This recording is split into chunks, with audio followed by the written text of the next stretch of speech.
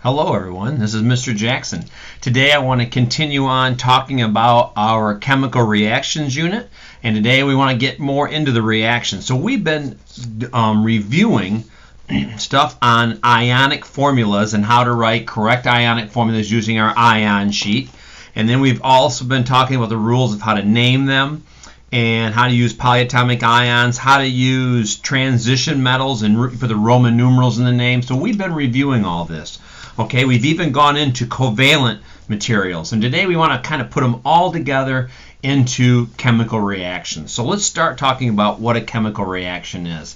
A chemical reaction is when we have a transformation of one or more substances chemically into new substances using the same type of atoms. So let me give you an example of a chemical reaction. Okay, here's one right here. Here we have hydrogen and oxygen, and they're turning into water. And so what we have here is we have hydrogen, which is a gas, okay, that's very flammable. We have oxygen that you breathe. You can't breathe hydrogen, but if we can get these to react, we can actually make water. And water is in a liquid form, and water is nothing like these two materials. But it is alike them in that it is made up of the exact same elements. Water is made up of hydrogen and oxygen, but it is not like oxygen, and neither is it like hydrogen alone. It's a brand new material. So that's what's happening. We're transforming these two substances into a chemically new substance, okay, but using the same type of atoms. We can't add new atoms like copper or gold or sodium because they're not present. All we can do in a chemical reaction is take the atoms we have and move them around, split them apart, and put them together and make new materials from those atoms. And so this is an example of a chemical reaction. Now, I want to talk about the indicators. So when we do a chemical reaction, a lot of times we notice things, okay? Meaning that we see some changes that are evident with our physical eyes, okay, or our touch. So let's take iron with oxygen. What those do is iron is in your car, and if oxygen can get to your car panels by putting a scratch in the paint, then what will happen is your car will rust. Well, iron's kind of a gray color. Oxygen, of course, is colorless, but then rust is kind of a reddish color, okay? And so some of the indicators are we can actually have a color change. Okay? So color change means there's probably been some atoms been moved around and something new has been formed. Okay? Another one is when a gas is formed. Let's say that we have a reaction. We'll get back to that one in a second here. Or a solid formation. So sometimes what happens is we put two liquids together, and then they form a solid. So let's say we have copper reacting with iron sulfate. Okay, and what happens is when you put those together, you end up getting iron that comes out, and then you get copper sulfate. And so what happens is a solid is formed, and that's called a precipitate. So if you put two liquids together and a solid material falls out of the material, goes to the bottom of the test tube, we call that a precipitate. So when there's been a change in the reaction, you have new solid materials. That's also one. Okay, let's take zinc with hydrogen sulfate. Okay, what happens is here is you get zinc going in, and you get zinc sulfate, and then hydrogen comes out. And hydrogen, since it's a gas in its own state, it bubbles out. So whenever you see bubbles, that's an example of formation of a gas. And also an example of a change that could mean atoms have been ripped apart and you've formed brand new materials is a temperature change. Okay? And in fact, if you've ever bought a hand warmer, hand warmers actually get hotter because their active ingredient is iron. And then when you open it up, air can permeate the pouch, which has got oxygen in it, and it begins to rust immediately. And actually rusting gives off a lot of energy. And so it feels warm or hot. And so what happens is there's an example of a temperature change. So not only does this rusting situation give off a color change, it also gives off a temperature change. So some reactions actually give off a couple of these, or three or more of these indicators. Okay? And the final indicator, which I did add to this one recently, is the release of light. So if you've ever had like a light glow stick at Halloween or at a football game, you ever notice you break a little glass tube inside and you shake it? Well, that glass tube held another material, and the chemical reaction formed something that gave off light. Okay? And so these things, if they're occurring, there's probably been an atom switching, and that atom rearrangement means there's been a chemical reaction. Okay? So there's some indicators. So if you see those things, there's a very good chance there was a chemical reaction. Okay? So now let's talk about what it means to when we label these symbols and stuff. We have reactions, and we have our left side, we have an arrow, then we have the right side. So here's our left side, here's our arrow, here's our right side. This one only has one product, okay? I added the word energy. This one has two products, okay? Well, what we do is the materials on the left side, these are called the reactants. And the materials that are formed that are brand new are called the products, okay? So these are the reactant side, and this is the product side. And this is the difference between the two. But we can also add more information to these reactions. We can actually add a bunch of symbols that tell us a lot more about the reaction. So here we go. I have a reaction here. And we have our situation here, and I've added some extra information. Here you can see that I have an Al with a little S by it, an H2SO4 with an A and a Q by it, and then another Al2SO4 with an AQ, and an H2 with a G. What that means is it's telling you the state that these reactants are found in. Okay?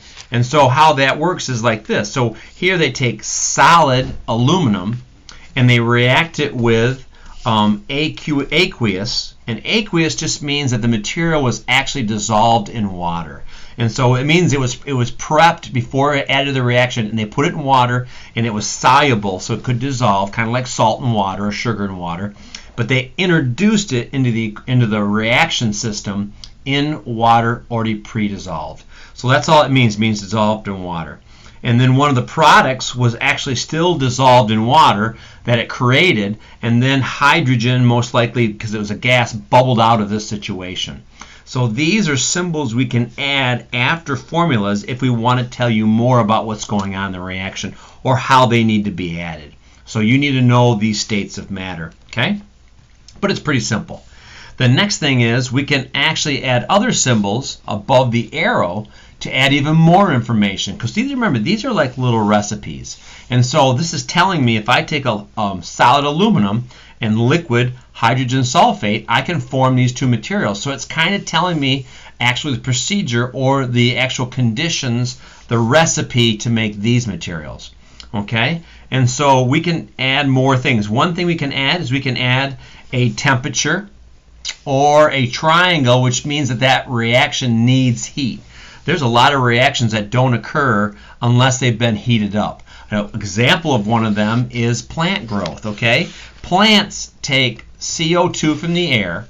They also take water, and they produce oxygen and a sugar, okay? But you know that plants, like grass, doesn't grow in the winter. Trees lose their leaves in the wintertime, so they don't grow. So this reaction, called photosynthesis, doesn't occur unless there's a proper amount of heat. And so this little symbol would mean that this reaction will not occur unless there's a certain amount of heat. Okay? And so sometimes they indicate it by putting a temperature up there. And I don't know the exact temperature for photosynthesis where it starts and doesn't start, but I know it can happen in cooler weather. But let's just say it's got to be above, 32 degrees Fahrenheit. Okay? Above freezing. And then plants can grow, maybe not as fast. So that would just mean that there's a temperature requirement for this reaction. Okay? Another thing we can add above arrows, remember we had our iron plus oxygen makes rust. And what we could also add in this situation, we know that salt actually can make your car rust faster. And in something that makes a reaction occur faster is called a catalyst. So here's what a catalyst does. I would put it here above the formula. What it means is somehow during the reaction, these atoms make this reaction speed up, but they're not part of the product and they're not used up. And so that's called a catalyst. In fact, in your car, there is a catalytic converter, and what it is, it's a muffler type piece that goes in your exhaust, and what it does is it has a bunch of platinum flues in here, where it actually means it makes the air slow down as it goes through here, and it touches these platinum bars.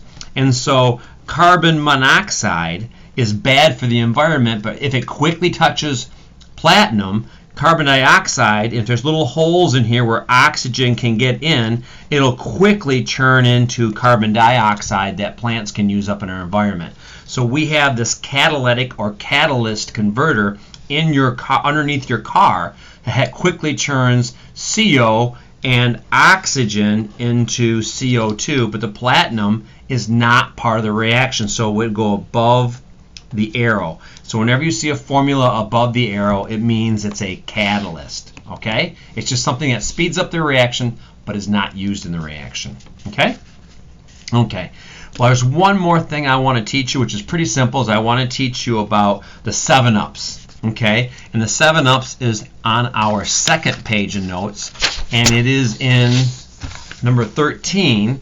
And the reason why I want to talk about it is important is because when we're doing chemical reactions, sometimes they end up being what's called diatomic. That means some elements in nature, okay, sodium is not one of them, okay, gold is not one of them, aluminum is not one of them, calcium is not one of them, but if you have a reaction where you have hydrogen in the reaction or chlorine in the reaction, we have to add a 2 to these because they're always found in nature bonded to themselves. They're always found attached in groups of 2. So they are called the 7-ups. The reason why I call them the 7-ups is because they're found in the periodic table in the shape of a 7.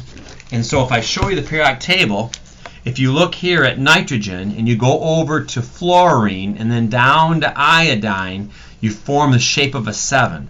It's in the nonmetal area, and then you go up to hydrogen. They are our 7-ups. So 7-ups are hydrogen, and then our other 6 more, the nitrogen, oxygen, fluorine, chlorine, bromine, nitrogen. They're called the 7-ups because you find them shape of a 7, and then you go up to hydrogen. Okay? So you need to know those. And the last thing is I need to show you what you're going to do today. Your assignment today is to turn word equations back into formula equations. So let's do one of these today. Okay? I gave you this worksheet today to do. And what I want you to do is I want you to practice writing out chemical equations. And in a chemical equation, we have these symbols. And these symbols all have meaning. So here it's saying to me that magnesium, this first plus sign means reacts with hydrogen nitrate, and then the arrow means to create, to form, produce, okay? Magnesium nitrate, and then this second plus on the product side means the word and. It makes and hydrogen. So these are 2 products that are made. What I want you today to do is just write the symbol equation. Do not worry about balancing them. So this has a single name, one name. One name means it's still an element from the periodic table. So it's just simply Mg. Okay? Then I put a plus down. Okay? This one has 2 names. It has 2 names. It has the name hydrogen and nitrate. Hydrogen from my ion sheet is +1. Nitrate is -1. So I just need one of each to make a correct formula. So it's HNO3. Then I put my arrow down. Here I have 2 names. So it's a formula. So I go to my ion sheet again. I have magnesium, and in the formula state, it's +2. Nitrate is NO3. And I just looked it up a minute ago and found out it was -1. These 2 numbers will not balance, so I crisscross. So I get Mg, and I need 2 nitrates, and it's polyatomic. So I put it in a bracket, and I put a 2 outside. Okay? Then I put a plus sign, and it's a single name, so it means it's just an element. It's not in a formula. I added hydrogen, but I also told you a minute ago that it is one of my 7-ups, so I must add a 2 to that one's formula whenever it's by itself in a chemical equation. Magnesium is by itself, but it is not one of the 7-ups, so it does not get a 2. So these elements that I just gave you a minute ago, the 7-ups, the diatomics, they have to have a 2 by them. So that's what I want you to do. I want you to write out these chemical equations for these formulas below them. And I just want you to do today 1 through 10. And I just got the first one done for you, okay? And that's your job for today. Thank you for listening in. I appreciate it.